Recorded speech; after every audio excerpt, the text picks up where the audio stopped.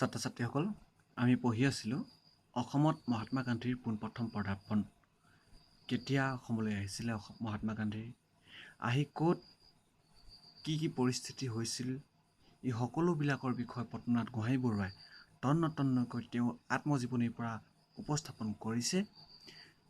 তেওঁৰ সেই সময়ত কি কৰি আছিল, তেওঁৰ চৰিত্ৰ কেনেকুৱা আছিলে বা তেওঁ যিটো পজিশ্যন বা তেওঁৰ যিটো সেই সময়ত তেওঁৰ কেনেকুৱা ধৰণৰ আছিলে, এই সকলোবোৰ কথা তেওঁ আত্মজীৱনীৰ মূল সোঁৱৰণিত লিখি থৈ গৈছে। আৰু সেই মূল সোঁৱৰণি তেওঁ আত্মজীৱনীখনৰ পৰা এই পাঠটো অন্তৰ্ভুক্ত কৰিছে। আমি মহাত্মা গান্ধীয়ে অসমত ক'ত প্ৰথমতে আহি উপস্থিত হৈছিল সেই বিষয়ৰ পৰা আজি আলোচনা কৰিম। ইয়াৰ আগৰখিনি আমি আলোচনা কৰা হৈ গৈছে। মই ভাবিছোঁ তোমালোক সকলোৱে ভিডিঅ'টো চাই বুজিবলৈ পাৰিছা আৰু প্ৰশ্নসমূহো নিশ্চয় কৰিছা সকলোৱে। জাহাজ ঘাটৰ বন্ধা বুটত ভিৰাই এচটা চিৰি লগাওঁতেই মই সবাতকৈ আগে লৰালৰিকৈ জাহাজত উঠিলোগৈ। মই মানে পদ্মনাথ গোহাঞিবৰুৱাৰ কথা কৈছে। আৰু মিষ্টাৰ তৰুণ ফুকনে আঙুলি নিৰ্দেশেৰে দেখুৱাই দিয়া মাত্ৰকে মই গান্ধীজীক নমস্কাৰ জনালোঁ। সাক্ষাৎ হোৱা মাত্ৰকে চকুৰ আগত গান্ধীজীৰ শাৰীৰিক অৱয়ৱৰ সম্পৰ্কীয় মোৰ কল্পিত আজাৰ পৰিৱৰ্তন ঘটিল। দেখিলোঁ গান্ধীজীৰ মই কল্পনা কৰাৰ নিচিনা এজন ওখ ডাঙৰ শকত আৱত পুৰুষ নহয়। তেখেতে মোৰ দৰেই চুটি চাপৰ এগৰাকী সৰুফুটীয়া মানুহ। খন্তেকমান মই তেখেতৰ অপাতমস্তক থৰ লাগি নিৰীক্ষণ কৰি থাকোঁতেই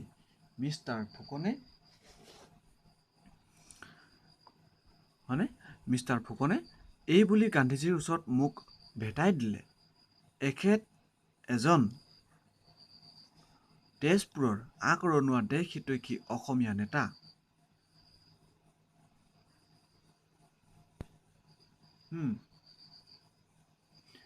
ইয়াত আমি এটা শব্দ পাইছোঁ, দেশহিতৈষী অসমীয়া নেতা, অৰ্থাৎ দেশৰ যি উন্নতিৰ হকে কাম কৰে তেওঁক দেশহিতৈষী বুলি কোৱা হয়। আৰু তেওঁ অসমীয়া নেতা হিচাপে নেতা যিয়ে ধৰক শাসন পৰিচালনা কৰে কিছুমান কাম। আৰু এটা শব্দ পাইছিলোঁ আমি আপাতমস্তক।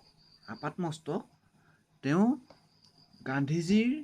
তেওঁৰ মানে পদ্মনাথ গোহাঞিবৰুৱাই মহাত্মা গান্ধীৰ ভৰিৰ পৰা একেবাৰে মূৰলৈকে থৰ লাগি নিৰীক্ষণ মানে চাই থকা কথাটো কৈছে। আপাতমস্তক মানে ভৰিৰ পৰা মূৰলৈকে। ৰায় চাহাব পদ্মনাথ গোহাঞিবৰুৱা। আৰু সেই সময়ত পদ্মনাথ গোহাঞিবৰুৱা ৰায় চাহাব হিচাপে আছিল। গান্ধীজীয়ে জিকাৰ খাই উঠি ইংৰাজীতে এইভাৱে ক'লে, আচৰিত, ৰায় চাহাব খিতাপধাৰীয়ে গান্ধীক আদৰিবলৈ আহে।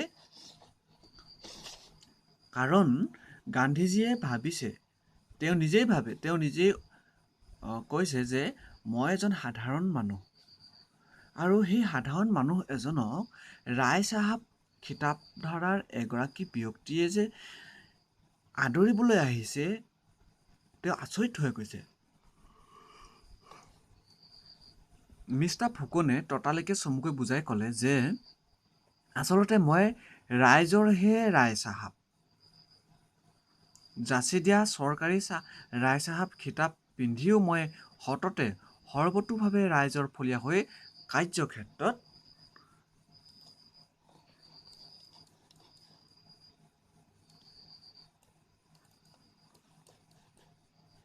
আগবাঢ়ো।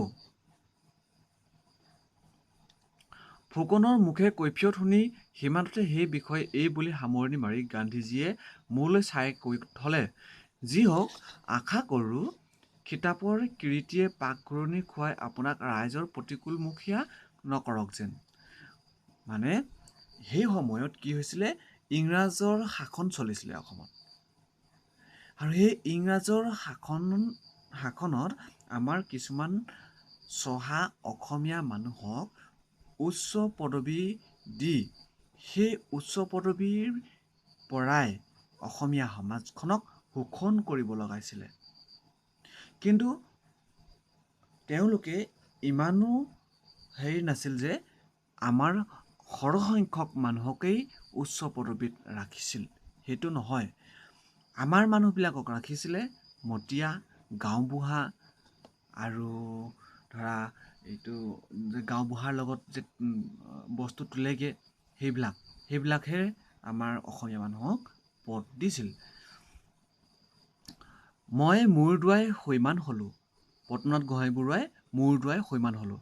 তাৰপিছত গান্ধীজীয়ে সহযাত্ৰী মৌলানা মহম্মদ আলি চাহাবৰ ওচৰত মোক ভেটাই দিয়াত দুয়ো মোৰে সৈতে স্বৰাজ বিষয়ক ২-৪টা কথা পাতি থাকোঁতেই মোৰ সাজপাৰৰ ওপৰত সেইবিলাকৰ চকু পৰিল। মই সেইদিনা অসমীয়া পাটৰ চুৰিয়া, অসমীয়া পাটৰ কুটা চোলা পিন্ধি গাত ৮০ নম্বৰী সূতাৰ ঘৰত বোৱা চেলেং ছটিয়াই লৈ গৈছিলোঁ। ৮০ নম্বৰী সূতা ছোৱালীবিলাকে চিনি পাবা। সেইবিলাক দুয়োগৰাকীয়ে মোৰ চোলা চুৰিয়াৰ শলাগি উঠি গাৰ চেলেংখনৰ একাচল গান্ধীজীয়ে হাতত লৈ পিটিকি চাই মোক সুধিলে, সেই চেলেং কাপোৰৰ সূতা ছটিখিনি? মই উত্তৰ দিলোঁ, বোলো সূতা ঘৰত কটা নহয়, দোকানৰ পৰা কিনি আনি ঘৰত বোৱা কাপোৰহে। গান্ধীজীয়ে শুনি নিৰানন্দমোৱা হৈ মোৰ চকুলৈ চাই এই বুলি কৈ থলে, এই চাদৰৰ সূতা বিদেশী, বিলাতী। আশা কৰোঁ আপোনাৰ চোলা চুৰিয়াৰ দৰে চাদৰৰো অনতিপলমে সম্পূৰ্ণ স্বদেশী হয় যেন। সেই সময়ত গান্ধীজীয়ে কেইবাটাও আন্দোলন আৰম্ভ কৰিছিলে। তাৰে ভিতৰত এটা আছিলে বিদেশী কাপোৰ বৰ্জন। আৰু সেইকাৰণে তেওঁ নিজেই যঁতৰত সূতা কাটি কাপোৰ বৈছিল আৰু যিমান আছিলে বিদেশী কাপোৰবিলাক সকলোকে বৰ্জন কৰিবলৈ অনুৰোধ কৰিছিলে। ইয়াৰ মূল উদ্দেশ্য আছিল যে তেওঁলোকৰ যিটো বেপাৰ বাণিজ্য, সেই বেপাৰ বাণিজ্যত যাতে ইয়াত সফল হ'ব নোৱাৰে, এইটোৱে আছিল মূল কাৰণ।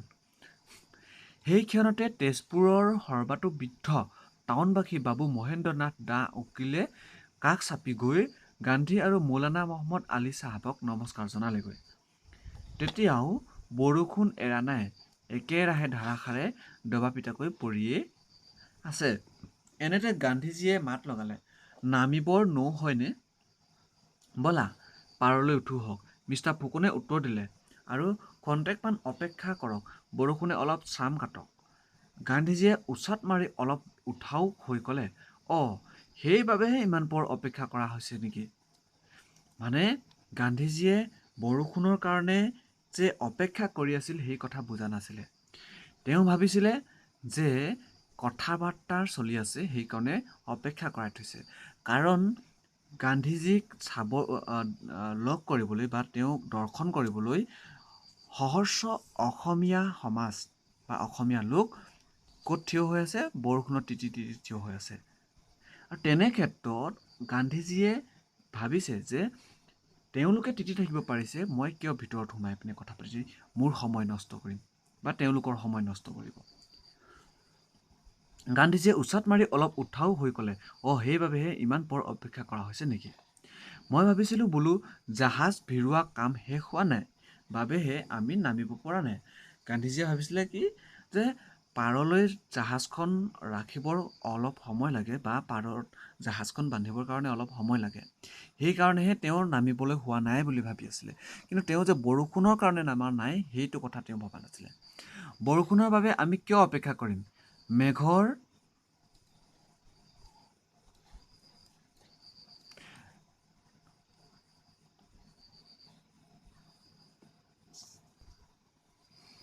আগবাঢ়ো। ফুকনৰ মুখে কৈফিয়ত শুনি সিমানতে সেই বিষয়ে এই বুলি সামৰণি মাৰি গান্ধীজীয়ে মোলৈ চাই কৈ থলে, যি হওক, আশা কৰোঁ খিতাপৰ কীৰ্তিয়ে পাকঘূৰণি খুৱাই আপোনাক। মই দুখিত ছাত্ৰ ছাত্ৰীসকল, মোৰ ভিডিঅ'টোৰ মাজতে এটা পেজ লোকচান হৈ গৈছিলে। তো মেঘৰ কাম মেঘে কৰি আছে, আমাৰ কাম আমি কৰোঁগৈ। এইবুলি কৈ গান্ধীজীয়ে একে চোচাই নামি আহি গান্ধীজীৰ সদলে পাৰত উঠিল। তেতিক্ষণে সজাই থোৱা বাগিত মহাত্মা গান্ধী আৰু মৌলানা মহম্মদ আলী চাহাবক সমাদৰে তুলি লৈ ঘোঁৰাৰ সলনি স্বেচ্ছাসেৱক দলৰ মানুহেৰে টনাই শোভাযাত্ৰা আৰম্ভ কৰি দিয়া হ'ল। আগে পিছে শোভাযাত্ৰীয়ে লোকাৰণ্যকৈ আগুৱাবলৈ ধৰিলে। আচৰিত শোভাযাত্ৰা 10 কদম মান আগুৱাওঁতেই বৰষুণে চাম কাটিবলৈ ধৰিলে। ডাৱৰমুখীয়া আপুৰুগীয়া ৰ'দ কাছলিয়ে ছাট কৰে বতৰৰ মুকলি কৰি তুলিলে।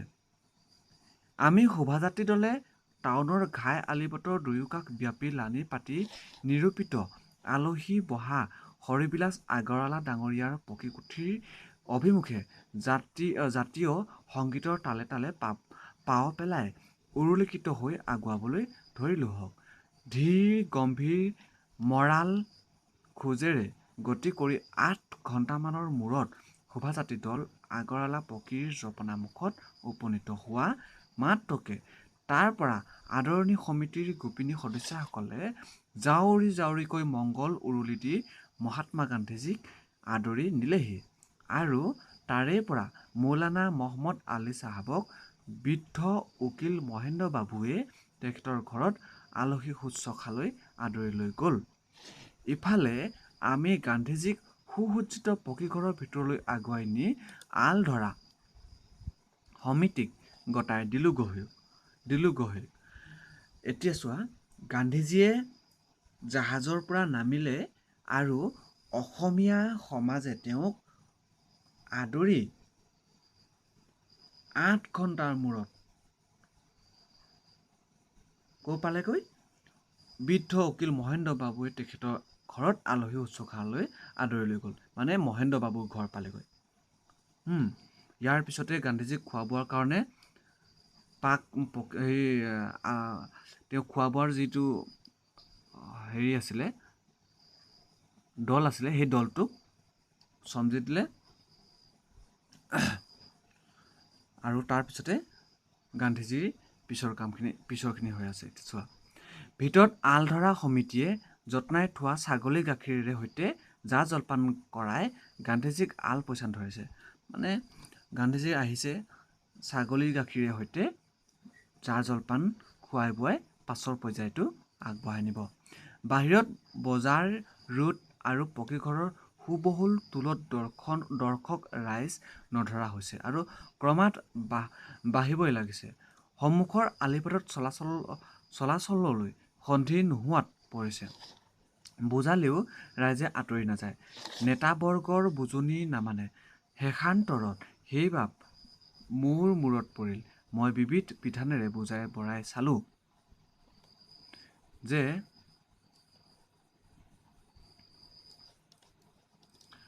পদ্মনাথ গোহাঞিবৰুৱাই বুজাই বঢ়াই চালে, কিন্তু মোৰ চেষ্টাও মিছা হ'ল। বৈ থকা নৈক বালি ভেটা দি ৰখাবলৈ চোৱা নিচিনাহে পালোঁ। গান্ধীজীক চাবৰ কাৰণে বা গান্ধীজীৰ দৰ্শন পাবৰ কাৰণে ইমানেই মানুহৰ ভিৰ হৈছে যে বহুতে কেইবাজনেও বুজাবলৈ চেষ্টা কৰিছে যদিও পৰা নাই। শেষত পদ্মনাথ গোহাঞিবৰুৱা নিজেই আহিছে। তেওঁ নিজে বুজাওঁতেও কোনেও কাকো ৰখাব পৰা নাই। তেওঁ তেতিয়া এটা উদ্ধৃতি দিছে, তেওঁ এটা উপমা দিছে যে বৈ থকা নৈক বালি ভেটা দি ৰখাবলৈ চোৱাৰ নিচিনা হৈছে বুলি কৈছে। ইমানেই মানুহ আহিছে যে মানুহৰ সোঁতটো ইমানেই বৈছে, বালিৰ ভেটা দি নৈৰ পানী ৰাখিবলৈ চেষ্টা কৰাৰ নিচিনা এটা হৈছে গতিকে অগত্যা এটা উপায় উলিয়াব লগাত পৰিলোঁ। ভাবি চিন্তি ইয়াকে স্থিৰ কৰিলোঁ হওক যে গান্ধীজীক পকীঘৰৰ ছাদলৈ তুলি নি আসন দিয়া হওক। তেতিয়াহ'লে সমবেত ৰাইজে নিলগৰ পৰা সমভাৱে দৰ্শন পাব। সেই অনুসৰি মহাত্মা গান্ধীৰ ছাদৰ ওপৰলৈ উঠি উদংগাৰে কৃষ্ণ ভংগীৰে থিয় দিলেগৈ। উদ্গ্ৰীৱ ৰাইজে হেঁপাহ পলোৱাই থৰ লাগি গান্ধী দৰ্শন উপভোগ কৰিবলৈ ধৰিলে। সেই সন্মোহিনী মূৰ্তিৰে পুৱা ঘণ্টামান পকীৰ ওপৰত পৰমানন্দে দৰ্শকক দৰ্শন দি মহাত্মা গান্ধীজীৰ আনন্দত আপ্লুত হৈ অংগী ভংগীৰে সৈতে প্ৰণাম সম্ভাষণ জ্ঞাপন কৰি ৰাইজৰ পৰা সাম্প্ৰতিকভাৱে বিদায় লৈ আকৌ তললৈ নামি আহিল। সমবেত দৰ্শক ৰাইজ অতৃপ্ত অন্তৰেৰে ধীৰে হাতে দিহা-দিহি ঘৰা-ঘৰি গ'ল। আলহীক জিৰাবলৈ আহৰি দি আবেলি কেইঘণ্টামানৰ কাৰণে আমিও ঘৰা-ঘৰি হ'লোঁ। তাৰ পিছত সন্ধিয়া ৭ বজাৰ পৰা পকীৰ সন্মুখত বহল বাঢ়নি চোতালত দলিচা শতৰঞ্চী ত্ৰিপাল নগাধাৰী পাৰি মজলিছ বৈঠক পতা হ'ল। এই বৈঠকতে বিভিন্ন ধৰণৰ আলোচনা হ'ব। এতিয়া নিৰ্ধাৰিত কাৰ্যতালিকা অনুসৰি টাউনৰ গণ্যমান্য লোকসকল দূৰৈৰ পৰা আহি অভ্যৰ্থনাত যোগ দিয়া ৰাইজৰ নেতা শ্ৰেণী ৰাইজৰ এভাগ আৰু টাউনবাসীৰ সৰ্বসাধাৰণ মানুহ চাপি ধীৰে হাতে যথাযোগ্য ঠাইত আসন ল'লেহি। এইখিনিতে উনুকিয়াই থ'বলগীয়া যে মুঠ বাজে আন কোনো চৰকাৰী চাকৰিয়াল, পেঞ্চনীয়া আৰু গভৰ্ণমেণ্ট খিতাপধাৰীয়ে সেই মজলিছত যোগ দিয়া নাছিল। কিয় যোগ দিয়া নাছিল জানানে? যে তেওঁলোকে ব্ৰিটিছৰ ফলীয়া আছিলে। ব্ৰিটিছৰ নিমখ খাই থকা নিচিনা, যে ব্ৰিটিছৰে নিমখ খাই ব্ৰিটিছকে আকৌ কি কৰে, শত্ৰু বুলি ভাবে। ঠিক তেনেকুৱা এটা কথা, যে মোৰে চাউল খোৱা আকৌ মোকেই আকৌ উভতি ধৰা। ঠিক তেনেকুৱা এটা কথা। ব্ৰিটিছসকলৰ পৰাই তেওঁলোকে চলি আছে আৰু সেইকাৰণে ব্ৰিটিছসকলৰ অহিত বা ব্ৰিটিছসকলৰ বিপৰীত দিশত কেতিয়াও যাবলৈ চেষ্টা নকৰিছিলে। এই চামটো আমাৰ অসমীয়াই আছিলে এটা চাম। কিন্তু সেই চামৰ পৰা বিপৰীত পদ্মনাথ গোহাঁই বৰুৱা আছিলে আৰু সেইকাৰণে তেওঁ কৈছে যে এই সকলোবিলাকৰ মাজত পদ্মনাথ গোহাঁই বৰুৱা অকলেহে আহিছিল, সেইটো কথা কৈছে। ৭ মান বজাত গান্ধীজী জিৰণি কোঠাৰ পৰা ওলাই আহি থিয় দিয়া মাত্ৰকে সমবেত সমজুৱাই একে চাপে থিয় হৈ দি তেখেতক সন্মান জনালে। তাৰ পিছত আগেয়ে দিহা লগাই থোৱা সৰু ছালপীৰা এখনৰ ওপৰত